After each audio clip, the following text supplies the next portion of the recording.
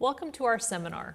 My name is Erika Leonard and I'm the Director of Quality Control and Senior Research Histologist at Vector Laboratories, and this seminar will be considerations when designing your immunohistochemistry procedure. In the last section, we discussed how you select reagents based on the priorities you've determined for your laboratory. These priorities include sensitivity, simplicity, flexibility, rapid results, cost, and reproducibility. In this section, we're going to cover selecting ancillary reagents to help finish building your detection protocol. These ancillary reagents can include things like antigen unmasking solutions and primary antibody diluents, counterstains and mounting media, and blocking reagents for endogenous enzymes, avid and biotin, or nonspecific proteins.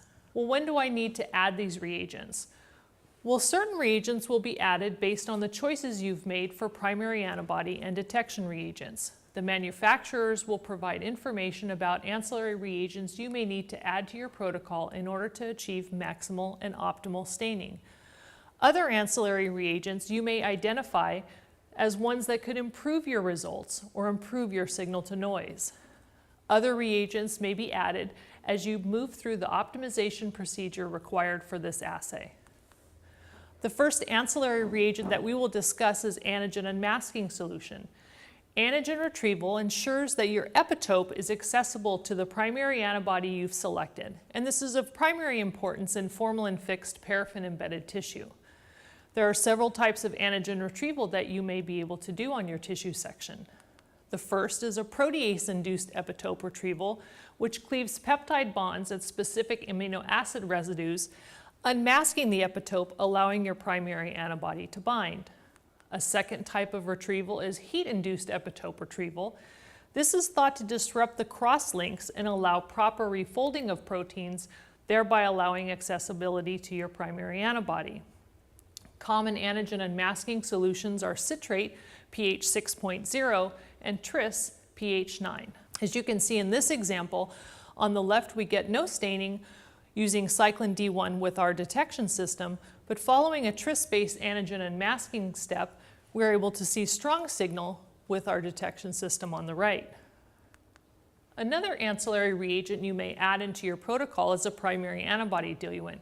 These are typically protein-containing solutions which help to stabilize your primary antibody solution and can also serve to reduce nonspecific background of your secondary antibodies that you will apply for your detection reagents. Normal primary antibody diluents can include normal serum, animal-free blocker and diluent, or BSA. Another ancillary reagent you may choose to add to your detection system is a counterstain. Most cells are colorless and transparent, and counterstaining introduces a color to specific cellular structures to aid in the visualization and localization of your target. It also allows for better morphological visualization of certain cell structures.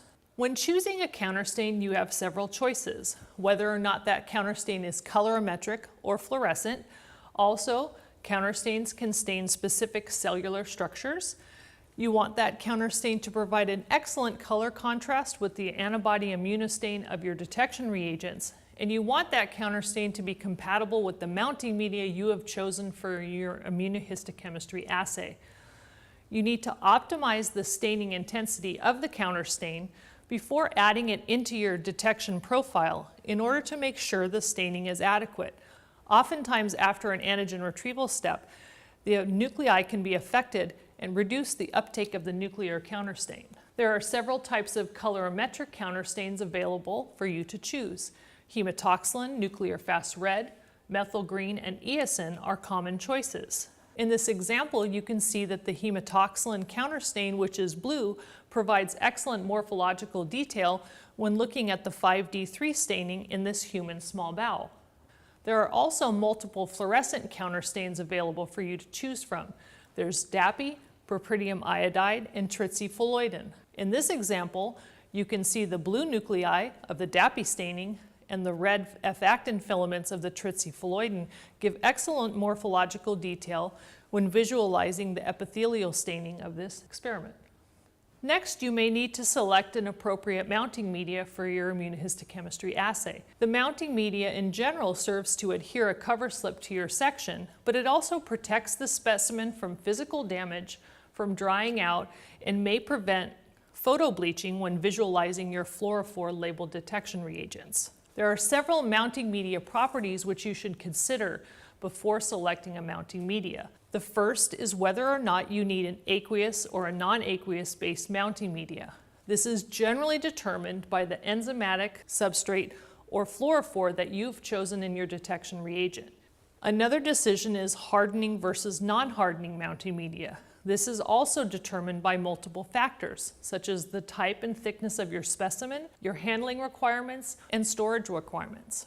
A refractive index requirement should also be considered if you will be requiring a high-resolution visualization method. You also need to decide whether or not your protocol requires an anti-fade mounting media to protect your fluorophore from fading during visualization. Now we're going to talk about mounting media compatibility. You need the mounting media to be compatible with your chromogens and counterstains. This means that once you've mounted your sections, the color and intensity are stable over the duration of that storage period. The compatibility with fluorophores is also very important. You want a stable intensity of that fluorophore during the visualization of it, as well as during the storage. And you don't want the signal strength of your fluorophore to be affected by the mounting media. In this photo, you can see multiple antigens being detected fluorescently, counterstained with DAPI using our VectaShield HeartSet mounting media.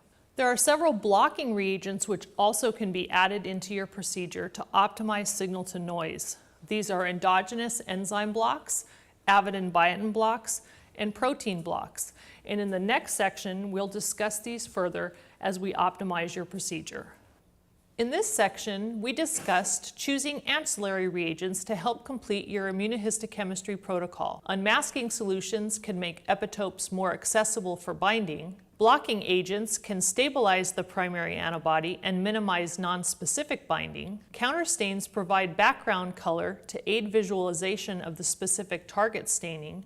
And mounting media help adhere cover slips to the slides and protect your specimen. In the next section, we'll discuss optimizing your protocol to maximize the performance of your detection system, as well as finalizing your ancillary reagent needs. Thank you for joining us for our seminar, and I invite you to listen to the additional sessions which are available on our website.